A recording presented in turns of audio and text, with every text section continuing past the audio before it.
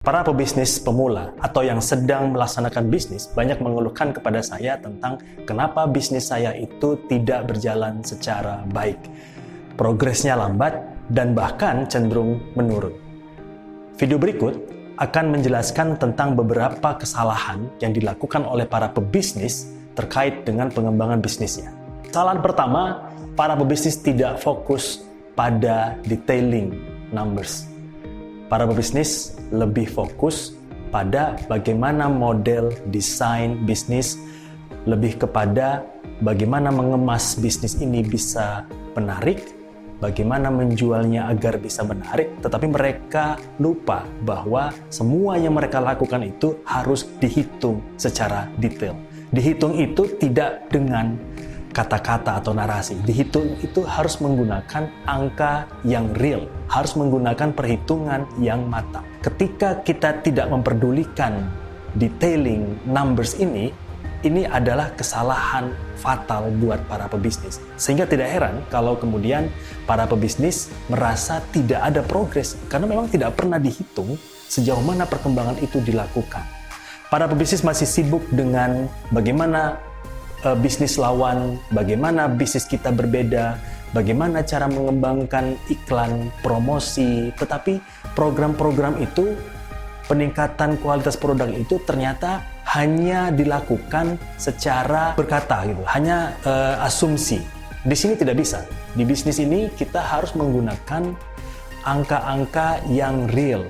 Angka-angka ini sangat membantu buat kita untuk menunjukkan, untuk mengarahkan seberapa besar peningkatan progres yang kita lakukan. Sehingga sekali lagi jangan anggap sepele tentang detailing numbers. Kita terlalu terlena, terlalu fokus kepada pengembangan produk. Apakah pengembangan produk tidak penting? Penting, tetapi harus diikuti dengan hitungan-hitungan yang matang. Karena semua ini akan berdampak kepada berapa profit dan berapa operasional yang harus kita keluarkan. Kesalahan kedua, para pebisnis merasa menjadi seorang yang superhero. Semuanya dilakukan sendiri, semua dikerjakan sendiri, tanpa mengajak orang lain, tanpa berdiskusi dengan orang lain untuk bertukar pikiran. Ketika semua dikerjakan sendiri, efeknya adalah akan terjadi hal-hal yang terlupakan. Ketika semua dikerjakan sendiri, yang terjadi adalah proses yang akan terhambat. Ini tidak boleh. Para pebisnis harus mengajak orang lain atau mengajak teman-teman yang dipercaya, tim yang dipercaya, dan kemudian delegasikan pekerjaan itu. Mendelegasikan bukan berarti Anda menganggap bisnis ini akan berjalan lambat. Justru sebaliknya, ketika Anda mendelegasikan pekerjaan Anda kepada orang lain, yang menurut Anda memang capable mengerjakannya, ini akan meningkatkan percepatan pada bisnis Anda. Jadi, jangan menganggap diri sebagai superhero yang bisa menyelesaikan A sampai Z pekerjaan itu. Delegasikan beberapa pekerjaan dan tetap Anda bisa mengawasi semua pekerjaan yang didelegasikan tersebut. Kesalahan ketiga, overthinking. Para pebisnis biasanya mereka selalu berpikir berlebihan, khawatir. Mereka selalu berpikir berlebihan, padahal belum tentu itu terjadi. Berpikir berlebihan bukan berarti tidak boleh, tetapi jangan sampai berpikir berlebihan itu justru membuat Anda tidak mengeksekusi bisnis Anda. Ketakutan-ketakutan yang Anda pikirkan, jangan-jangan itu hanyalah ketakutan-ketakutan Anda sendiri. Disinilah dibutuhkan yang namanya tim, dibutuhkan yang namanya teman untuk berdiskusi atau mentor untuk berdiskusi untuk menyampaikan permasalahan-permasalahan ini. Biasanya para pebisnis itu memiliki dua hal permasalahan, yaitu kurangnya pengetahuan dan kurangnya pengalaman. Dua hal inilah harus kita selesaikan dengan cara mengajak orang lain berdiskusi, sehingga kita tidak overthinking, kita tidak takut terhadap permasalahan-permasalahan yang mungkin sebenarnya tidak terjadi. Itu hanyalah sebuah ketakutan yang menyelimuti Anda sendiri. Kesalahan keempat, para pebisnis pemula biasanya produknya belum di-launching, tetapi mereka sudah memikirkan siapa investornya.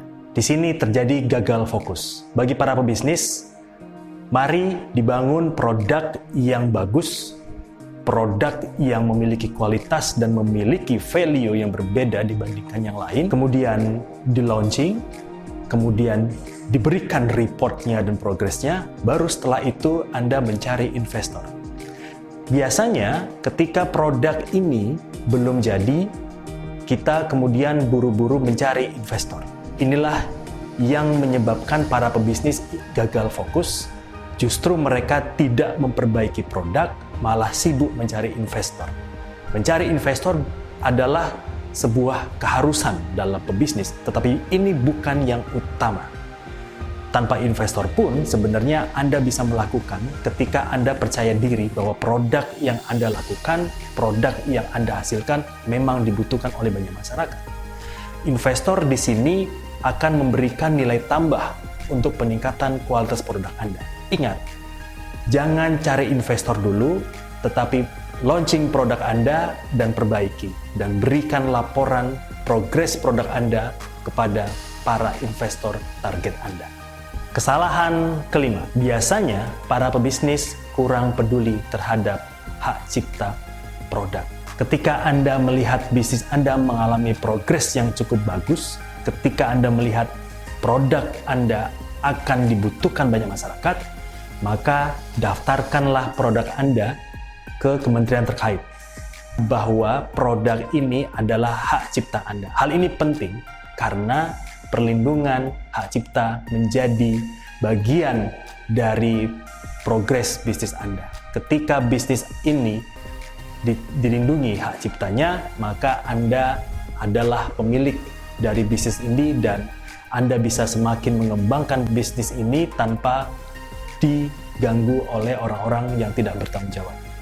Jadi, dari beberapa kesalahan yang saya sampaikan tadi, kita bisa mengambil kesimpulan bahwa ketika Anda ingin menjadi seorang pebisnis atau sedang menjalankan bisnis, maka Anda harus mendetailkan bisnis Anda.